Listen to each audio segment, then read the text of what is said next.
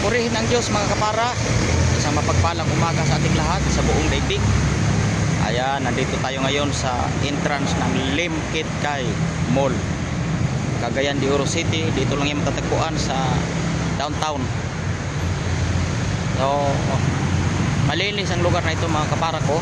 At isa dito sa tinatangkilik at pinupuntahan ng ating maraming mga kababayan taga iba-ibang lugar kung saan galing sa buong Mindanao. Pero ang province na ito ay Northern Mindanao mga kapara ko. Ayan. No? Ito yung pinaka-entrance niya mga kapara. O dahil December 2 na ngayon, so malapit na naman ang Pasko mga kapara ko, kaya todo preparation ang bawat mall at syudad para paghahandaan ang darating na Christmas at bagong taon. Good luck and God bless. Pagpalain tayong lahat ng Diyos mga kapara ko.